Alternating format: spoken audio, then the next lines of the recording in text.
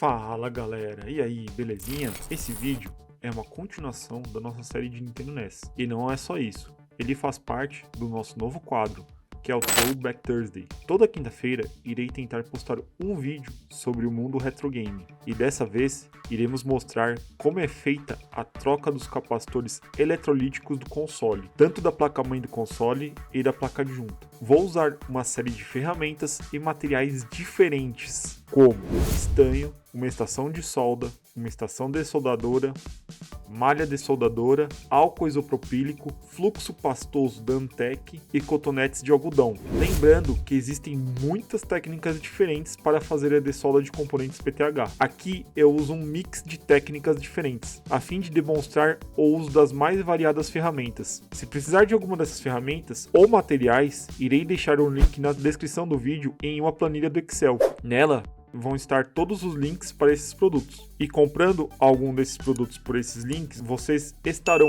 ajudando o canal de alguma forma. Mas agora preciso que você escute muito bem. É de extrema importância que você assista este vídeo do início ao fim, porque mexer com solda não é brincadeira. Existem muitos detalhes que têm que ser seguidos para você não se machucar e para fazer uma solda bem feita, uma solda com excelência, que você vê o estanho brilhando. Por isso, por favor, não pule o vídeo. Vamos começar falando muito sério de uma coisa que ninguém fala nos outros canais do YouTube. Pensando na sua saúde, use sempre luvas ao tocar em estanho ou fluxo. Não coloque as mãos diretamente no estanho e jamais inale a fumaça que sai do estanho ou do fluxo. Ambas são cancerígenas. Use sempre máscaras corretas para fazer esse tipo de soldagem e um exaustor no local de trabalho. A fumaça tem que ser totalmente do ambiente e passar por um filtro de carvão. Use também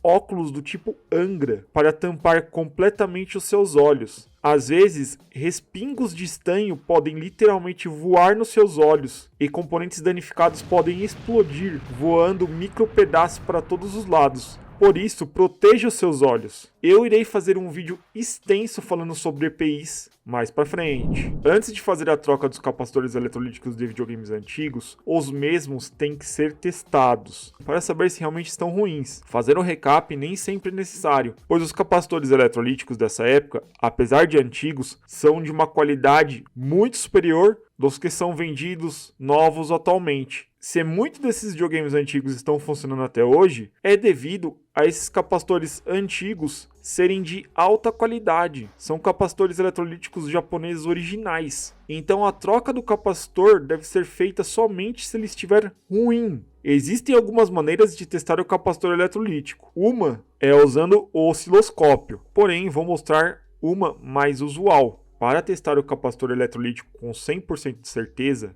ele tem que ser retirado da placa. Existe o capa-cheque, porém ele não é 100% confiável. A tríade para saber se o capacitor está bom ou ruim é a seguinte: precisamos saber se a capacitância do capacitor está na range correta, se o capacitor está com algum tipo de fuga e precisamos saber se o ESR do capacitor está bom. Eu explico tudo isso com mais detalhes em outro vídeo do canal, e o link para acessá-lo está aí no card acima. Então só iremos trocar os capacitores eletrolíticos se realmente estiverem ruins. Se estiverem bons, não vão ser trocados. No caso do Nintendinho, muitas vezes os capacitores do módulo adjunto RFAV estão ruins e devem ser trocados. Antes de começar a fazer a dessolda dos capacitores, precisamos preparar a placa. Vamos seguir algumas regras para se precaver que alguma trilha da placa quebre por causa de excesso de calor ou faça alguma bolha na placa por causa da umidade. Por isso, é necessário primeiro pré-aquecer a placa como um todo. Isso pode ser feito com uma estação de retrabalho,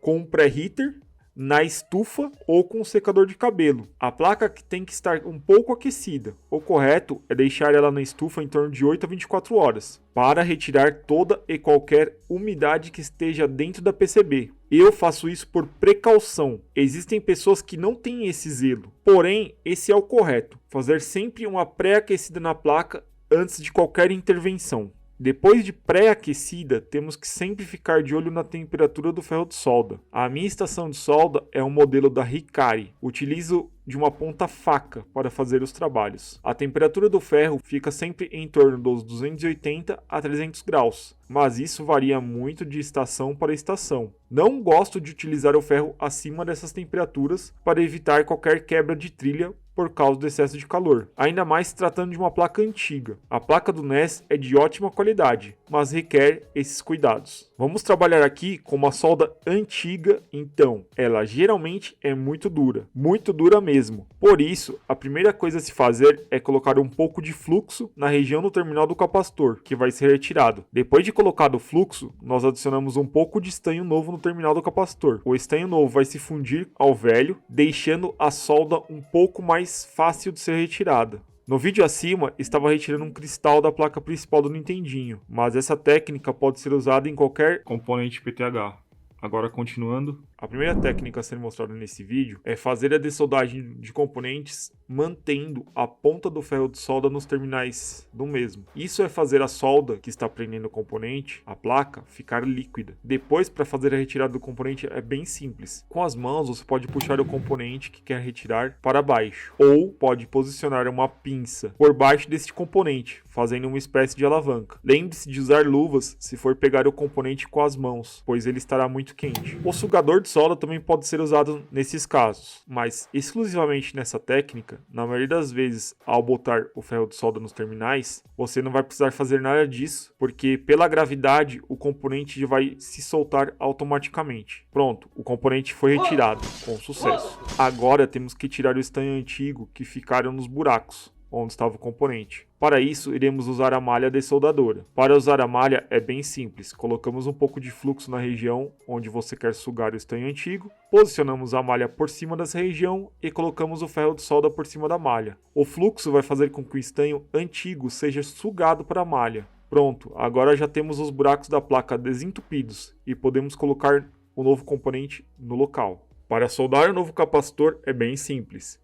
Apenas iremos colocar ele pelo buraco na localização correta e dobrar os terminais para ele ficar preso. Depois é só vir com a ponta do ferro de solda e colocar estanho no terminal.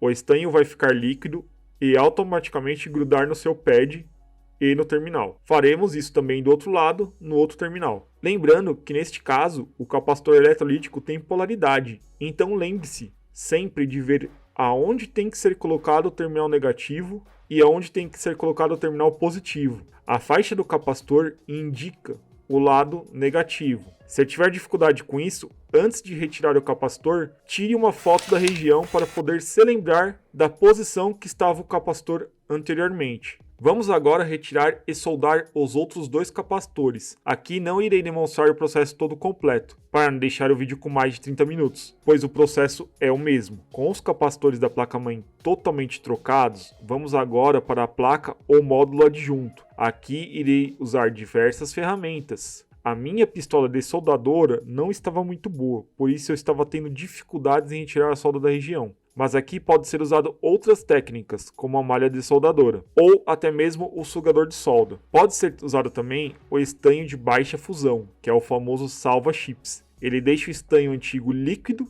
por mais tempo, antes de endurecer, dando tempo para você conseguir sugar ele de forma mais fácil com o sugador ou com a malha de solda. Bom, nessa parte iremos seguir o mesmo esquema. Colocar o fluxo na região, adicionar um pouco de estanho novo e ir tirando a solda antiga. E aqui tem um macete.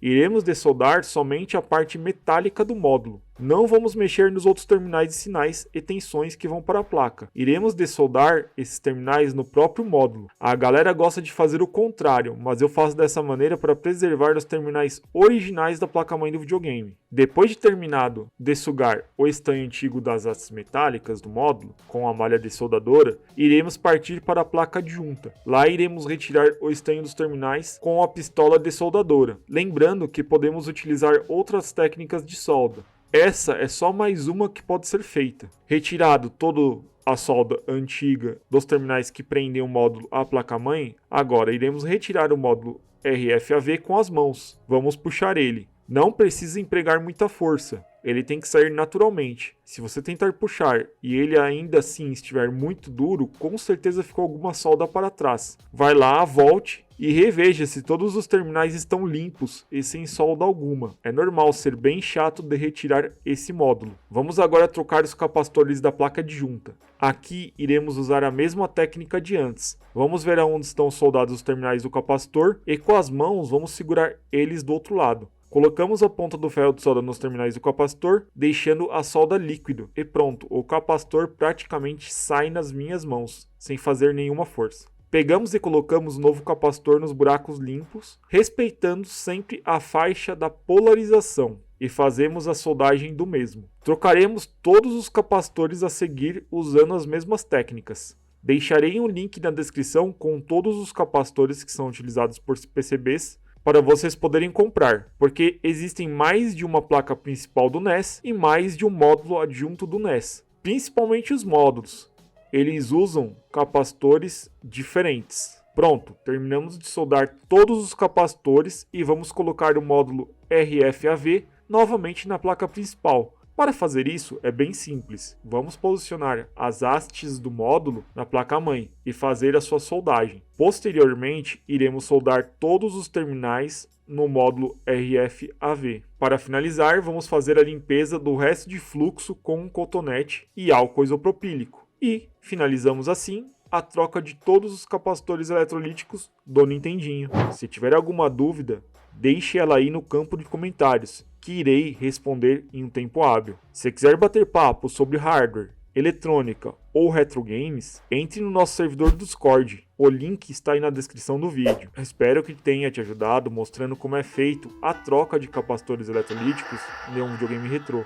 Mas você sabia que temos uma playlist feita especialmente sobre o Nintendinho? Se não sabia, clique no link aí acima. Ele vai te direcionar diretamente para essa playlist. Lá você vai encontrar tudo o que precisa para fazer a manutenção e a limpeza do seu console. Eu vou ficando por aqui e nos vemos no próximo vídeo.